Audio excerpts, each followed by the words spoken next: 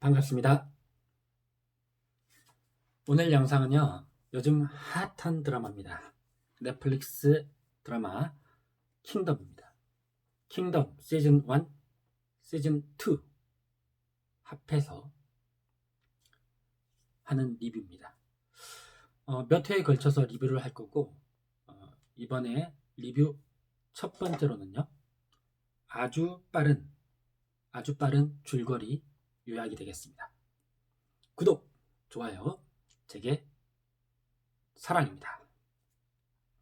자, 어떻게 정리를 할 거냐? 맨 처음에는요, 생사초와 생사역이라는 어떤 개념을 한번 설명해 드리겠습니다. 그리고는 이쪽에 등장인물을 빠르게 설명해 드리고, 그 다음 사건의 진행, 전개를 빠르게 설명해 드리고, 다시 한번 등장인물 가볍게 훑은 다음에 마무리 짓겠습니다. 네, 처음에 생사초, 생사역에 대해서 설명을 드릴게요. 먼저 생사초입니다. 첫 번째, 약효. 생사초는 이게 약초거든요. 어떤 약효가 있느냐? 이 약초를 이렇게 빻아가지고 짓이겨가지고 침 끝에다가 바른 다음에 머리에다가 미간에다가 다 이렇게 침을 놓으면은 그 생사초 뒷부분에 있던 그 기생충, 충의 알들이 사람의 몸 안에서 부화를 해서 사람의 머리 중심부에 천국이라는 곳이 있대요. 그 천국까지 이렇게 예, 거슬러 올라가서 도달을 하면 다시 살아나게 된답니다. 다만 어떤 모습으로? 좀비의 모습으로, 조선 좀비의 모습으로 이렇게 살아나게 된답니다. 그러니까 사람의 살과 피를 탐하는 그런 존재로요. 자, 두 번째로, 그렇지만 이 생사초의 효과를 벗어날 수 있는 방법이 두 가지가 있다는 게 확인됐습니다. 첫 번째, 천국까지 도달하기 전에 물에 담그면은 안에 있던 기생충들이 밖으로 스물스물 나와버려서 해결할 수 있었습니다. 자, 두 번째, 천국이 아직 발달되지 않은 갓난아기 같은 경우는 그 생사초의 효과로부터 벗어날 수 있는 걸로 일단 보입니다. 자, 이번에는 생사역 얘기를 해보겠습니다. 여기는 이제 처음 나타나는 존재들이기 때문에 부르는 이름이 명확하지 않습니다. 생사역, 역병 이렇게 부르고 있었어요. 그런데 들으시는 분이 좀 빠르게 인식하기 위해서 기존의 개념 용어인 좀비란 용어를 그냥 저는 쓰겠습니다. 그러니까 조선 좀비인 거죠. 조선 좀비. 예, 그래서 저는 조선 좀비 또는 그냥 좀비 이렇게 해볼게요. 먼저 첫 번째로 조선 좀비의 종류는 세 가지가 있었습니다. 세 가지로 나옵니다. 1차 좀비, 2차 좀비, 3차 좀비. 자, 아까 말씀드리는 것처럼 생사초, 침 이렇게 해서 생긴 좀비. 1차 좀비입니다. 자, 그 1차 좀비가 1차 좀비한테 물려서 생긴 좀비. 2차 좀비입니다. 자, 2차 좀비를 끓여서 먹게 돼서 생긴 좀비. 3차 좀비입니다. 3차 좀비. 두 번째로 이 조선 좀비의 성질. 아주 중요한 게 시즌2에서 확인이 됐습니다. 보통은 햇빛이 중요한 걸로 대충 느끼고 있었죠. 낮에는 안 되고 밤에만 활동하는. 그런데 여기서 온도가 핵심이라는 게 확인됐습니다. 온도. 자, 그래서 어떻게 되겠습니까? 봄이나 여름일 때는 활동 못해요. 아예. 가을이나 초겨울에는 밤에만 활동할 수 있습니다. 가장 추운 동지에서 입춘까지는 밤낮 24시간 활동할 수 있습니다. 온도가 낮아야 활동할 수 있는 거죠. 네, 세 번째로 조선 좀비의 처리법. 기존의 좀비하고 같습니다. 머리를 잘라야 됩니다. 그리고 불에 태워야 됩니다. 자, 여기까지가 생사초 그리고 생사역에 대해서 제가 빨리 한번 설명드린 겁니다. 자, 이번에는요 등장인물 설명 빠르게 한번 해드리겠습니다. 여기 왕이 있습니다. 왕. 허수아비가 돼버린 왕인데 왕의 부인 중전 계비 조씨 혜원 조씨 가문입니다. 중전이 있고 아버지 영의정입니다. 조학주입니다. 조학주 영의정. 자, 왕의 왕세자 이창이 있습니다. 이창. 그런데 이창은 중전의 아들이 아니라 후궁의 아들입니다. 지금 중전은 아들이 없어서 아들을 낳으려고 지금 안간힘을 쓰고 있습니다. 이창, 왕세자 이창의 호위무사 무영이 있어요. 무영의 처, 김씨 부인이 있고 무영의 그 김씨 부인, 무영의 처가 나중에 아들을 낳게 됩니다. 자, 이해의 편의를 위해서 영상을 찍는 거기 때문에 지금 바로 말씀을 드리겠습니다. 이 무영의 아들 나중에 왕이 됩니다. 많은 사연이 있겠죠. 네, 그리고 이 이창의 옛 스승이면서 외란 때 전쟁 영웅인 안현대감이 있어요. 안현대감의 충직한 부하 덕성이 있고 또 집안 노비 중에 대장인 간호대장이 있습니다. 이쪽에 중요한 설명을 좀 드려야 돼요. 생사초의 처방을 알고 있는 사람이 있는데 바로 이승희 의원입니다. 이승희 의원이 그 병원 의원이 어디 있느냐? 여기 동래 부산 동래 지율헌에 있어요. 지율헌이라는 곳이 있어요. 그리고 이승희 의원의 보조자 단이가 있습니다. 이승희 의원의 제자로 여기에 서비가 있어요. 서비. 이승희 의원으로부터 들은 그 생사초에 관련된 그 얘기를 듣고 생사초의 비밀을 캐고 처방을 찾기 위해서 노력하는 아주 중요한 역할을 하는 배역입니다. 자, 그리고 그 지율헌 동래에 영신이라는 의문의 남자가 있습니다.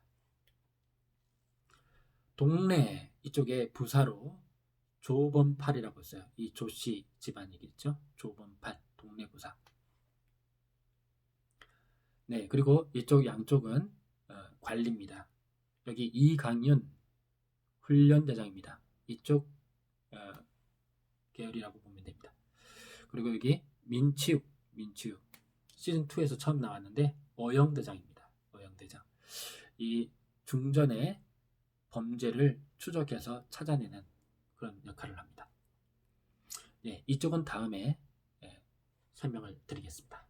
자, 이렇게 해서 등장인물 설명을 한번 해드렸어요. 자, 이번에는 이제 사건의 진행을 아주 빠르게 한번 요약해 보겠습니다. 어떻게 요약하면 좋을까 고민을 하다가 제가 선택하게 된 방법은요. 지역적으로 정리를 하도록 하겠습니다. 가령 예를 들면 동네에서 좀비가 나왔다 하면 동네 좀비 이런 식으로 제가 한번 정리해 보겠습니다. 총 7가지로 요약을 해보겠습니다. 바쁜 작업이 될 것 같은데 네, 시작해 보겠습니다. 첫 번째 3년 전 외란 때 수망촌 좀비가 생깁니다. 수망촌 좀비를 만들어서 왜군을 격퇴해야 합니다.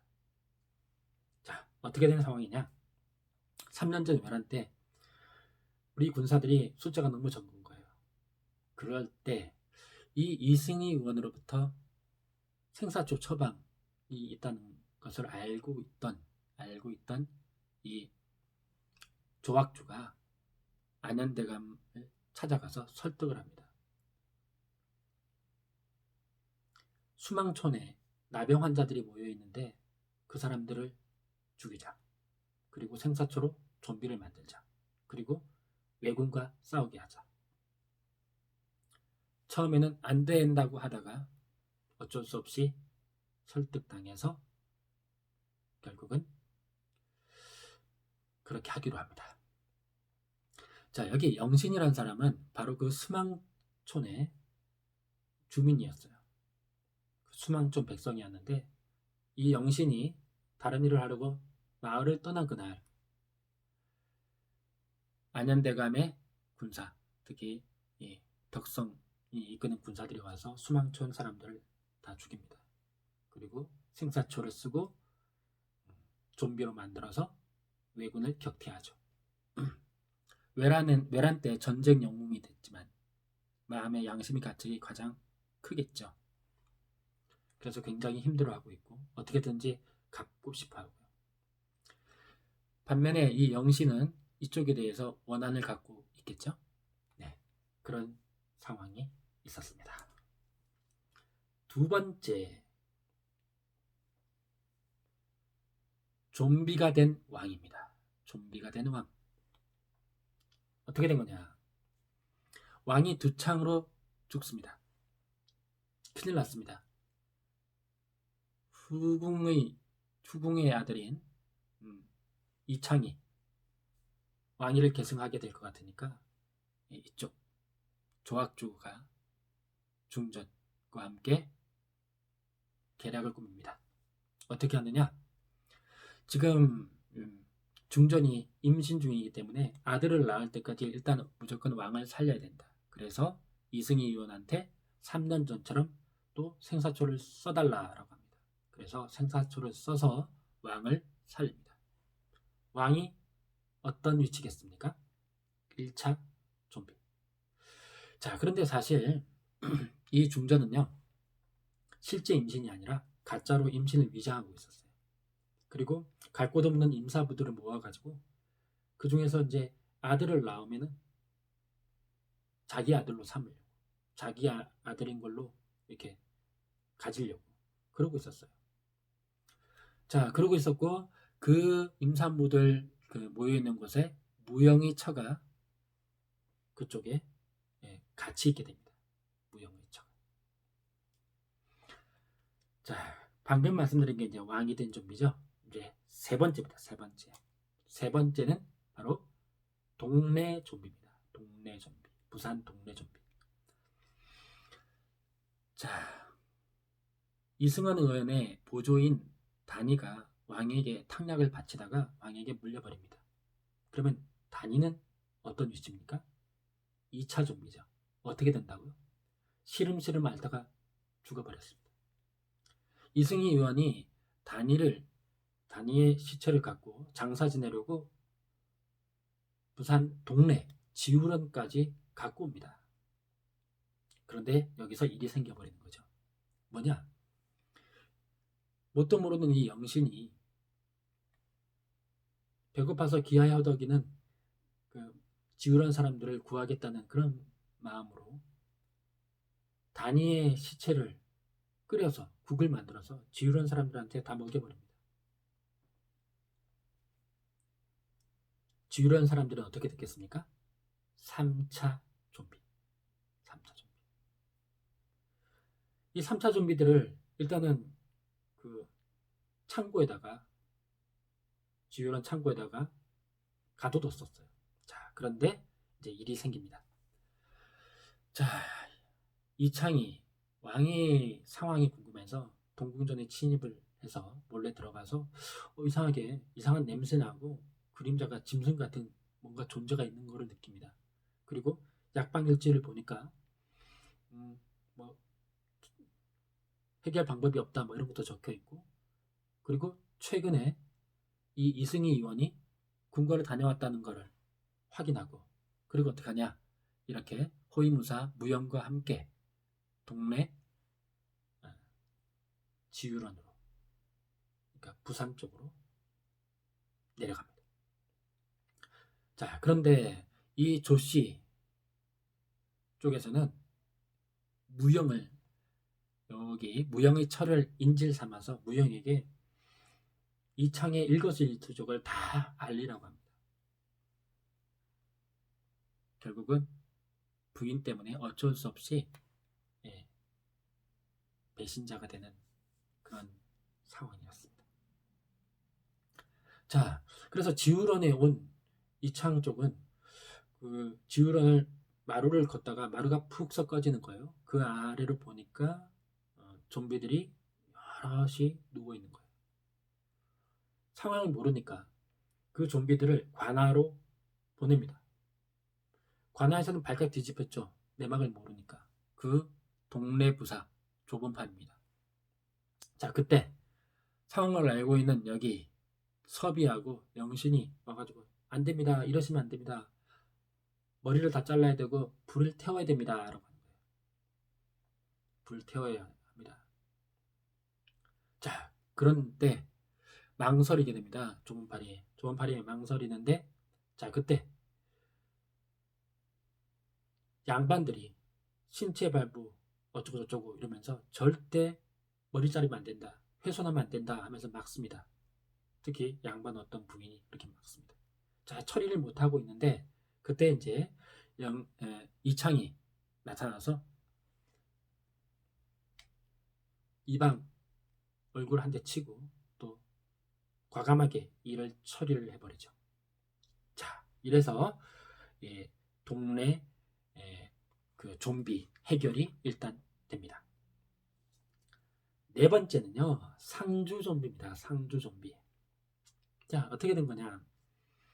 백성들을 이렇게 구해낼 생각을 안 하고 양반들, 좁은 팔을 위시로 하는 양반들이 조은선이라는 배를 타고 그냥 상주로 그냥 양반들만 도망가게 됩니다. 그리고 그쪽에는 목을 아직 안 벤 아까 말한 그 양반 부인이 좀비가 되어 있는 아들을까지 배에 실어버린 겁니다. 어떻게 됐겠습니까?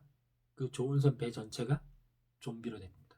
그리고 그 배가 상주 부근에서 난파를 하고 상주에 있던 화전민들이 이상하게 생긴 그 좀비들은 다 밭에다가 묻어버리고 귀중품만 갖고 도망가 버려요. 그 조은선에서 상황을 다 보고 가까스로 탈출한 에게 좁은 팔이 이창 쪽으로 가서 알리죠. 그래서 이창 측이 그 밭 쪽으로 빨리 갑니다. 그런데 저녁이 되면서 밭에서 묻혀있던 좀비들이 막 솟구쳐 올라오는 거죠. 엄청나게 덤벼들 테니까 도망을 갈 수밖에 없었고 외란 때 만들어 놨던 비밀 통로 쪽으로 이렇게 도망을 갑니다. 자, 도망을 가는데 마지막에 그 문을 닫으려고 하는데 문이 이렇게 기울어져 가지고 안 닫히는 거예요. 자, 그때 여기 덕성이 좀비에게 물립니다. 그래서 물린 덕성이 좀비들을 등지고 문을 이렇게 닫습니다. 자물쇠 역할을 하는 거죠. 자, 그 모습을 보고 있던 영신이 고통을 덜어주기 위해서 다가옵니다. 덕성이 미안하다. 3년 전 수망촌 그 일을 말하는 것 같아요. 미안하다 이렇게 말하니까 영신이 덕성의 목을 베어줍니다. 네, 그렇게 안타까운 그런 상황이 되었습니다. 자, 이번에는 다섯 번째입니다. 다섯 번째, 문경세제입니다. 문경세제. 네, 여기서는 인연대감 좀비 이렇게 이름을 붙여볼게요. 문경세제 인연대감 좀비. 자, 상주에서 범팔하고 서비는 도망 나와서 어디로 가느냐? 문경세제로 갑니다. 문경세제에 여기 조학주가 있었어요. 조학주가. 자, 그런데 어떻게 하느냐? 경상도를 그냥 봉쇄를 해버립니다. 더 이상 좀비들이 밖으로 못 나가게. 그러니까 백성들이 큰일 났잖아요. 그래서 화가 난 이창이 군사들을 이끌고 조학주를 치려고 갑니다. 자, 그런데 문경세제 관아에 조학주는 미리 계획이 있었습니다. 어떻게 하느냐? 그 관아에 문을 잠그고 이창하고 좀비가 된 왕 단둘이만 있게 만듭니다. 좀비가 된 아버지 왕을 발견하고 거기서 어쩔 수 없이 이창이 아버지 왕의 목을 베게 됩니다. 다 닫힌 문을 열어서 이창이 탈출할 수 있게 하기 위해서 안현대감이 문을 열다가 총, 활, 그리고 창에 꽂힌 채로 죽게 됩니다. 하지만 문은 열죠. 자, 그러고 있던 와중에 영신이 그 문경세제 관하에 침입을 해서 들어와서 영신이 조학주를 향해서 총을 쏩니다. 그런데 실패합니다. 바로 옆을 지나가던 부하가 맞고 죽습니다. 하지만 피가 튀겨가지고 조학주 온몸에 얼굴 쪽에 피가 막 묻어 있습니다. 자, 그때 갑자기 좀비가 된 인현대감이 등에 창이 꽂힌 채로 나타납니다. 어떻게 된 일이냐? 죽기 전에 안현대감이 부탁을 한 거죠.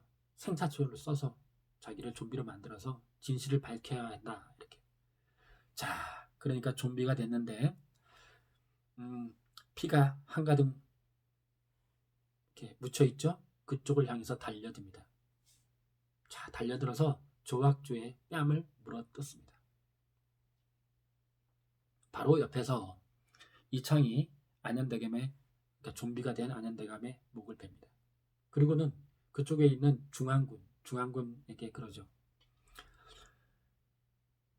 왕이, 그 조씨 가문이 왕을 좀비로 만든 것처럼 지금 이 은여가, 서비가 좀비로 만들었다. 안현대감을 좀비로 만들었다. 이제 알겠냐? 나를 따르라. 뭐 이렇게 된 겁니다. 예. 자, 그러고 있던 와중에 범파라고 서비, 그리고 여기 조학주를 누가? 무영이 구출해서 밖으로 나갑니다. 이창을 놔두고. 자, 그런데 그때 나간 상태에서 뭐가 밝혀지냐? 범팔이 그러죠. 왕비에게, 중전에게 어떤 약재를 계속 자기가 바치고 있었다. 그 약재 임산부가 먹으면 안 되는데, 그러면서 알려줍니다. 그 무영이 들어보니까 이제 알겠는 거죠. 임신이 가짜 임신이고 자기 부인이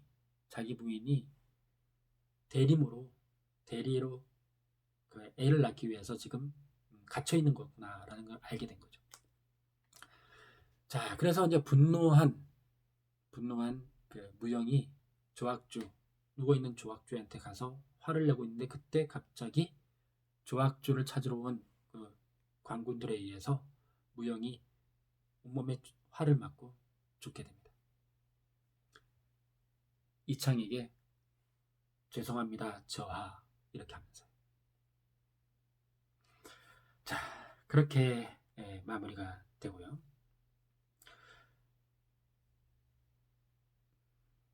이번에는 6번째가 되겠죠.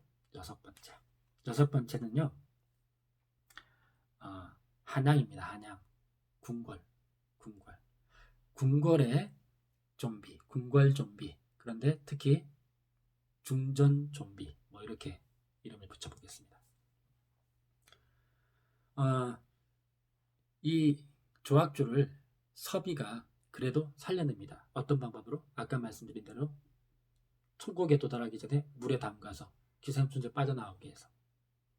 자, 그리고 이 상황을 알게 된 조학주가 아기를 안고 있는, 왜냐면 그 사이에 무영의 처가 아들을 낳았어요. 그래서 자기 아들이랑 이렇게 안고 있습니다. 가서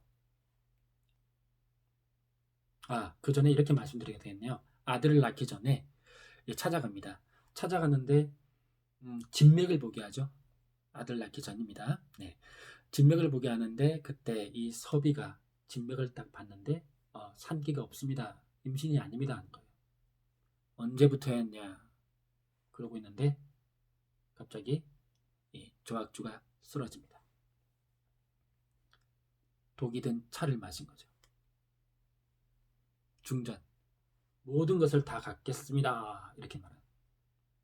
자, 그렇게 되어 있는 상황에서 다음에 아까 말씀드린 대로 무영의 처가 아들을 낳고 그 아들을 자기의 아들인 양 이렇게 취하고 안고 있습니다.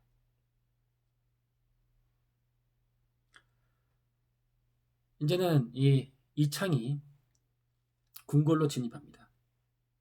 그랬더니 중전이 내가 갖지 못하는 것은 아무도 갖지 못한다 이렇게 하면서 궁에 있던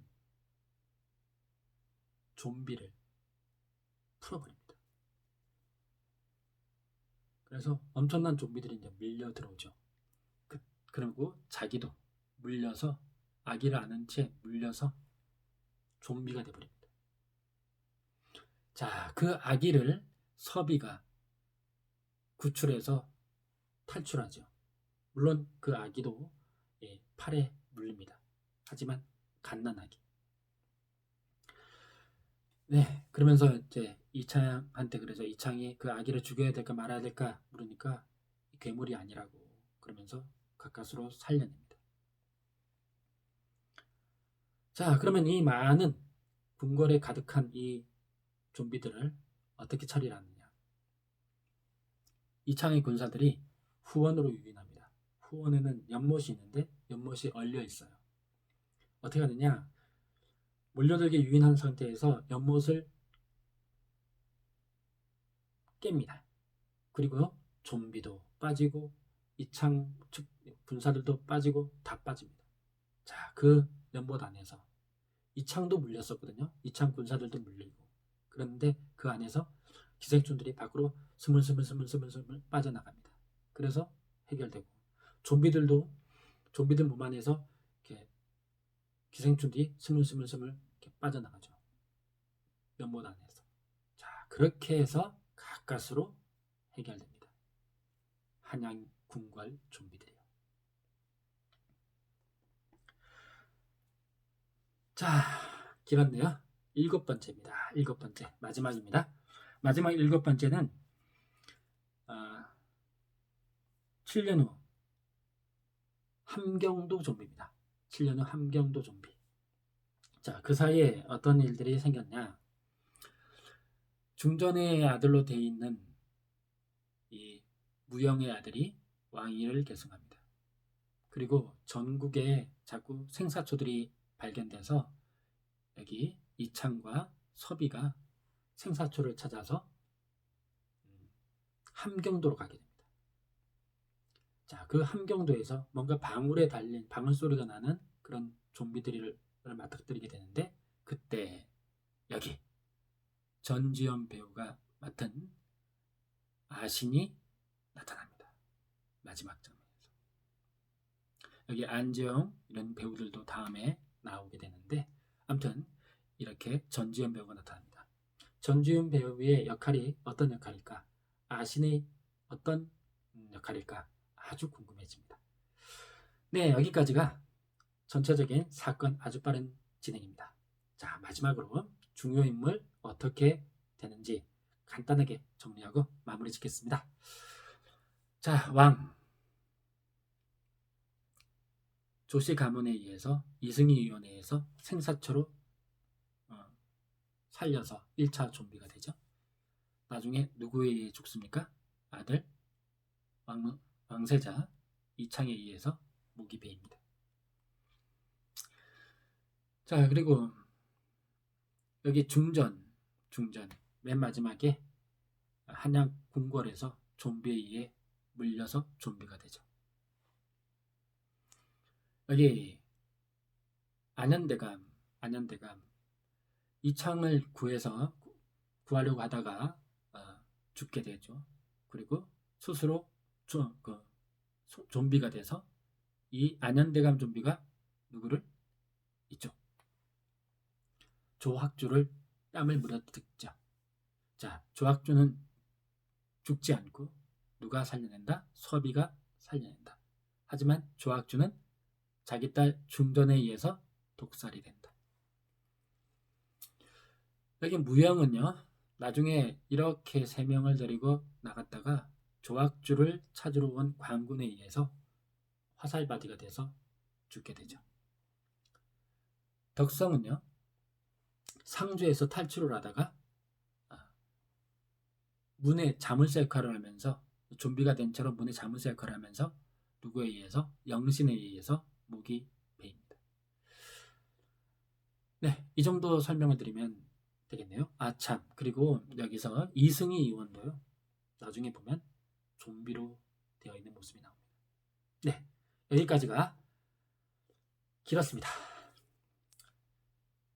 킹덤 시즌 1, 2 한꺼번에 리뷰하는 첫 번째 리뷰, 아주 빠른 줄거리 요약입니다. 자, 긴 시간 들어주셔서 대단히 감사합니다. 구독, 좋아요, 제겐 큰 힘이 됩니다. 감사합니다.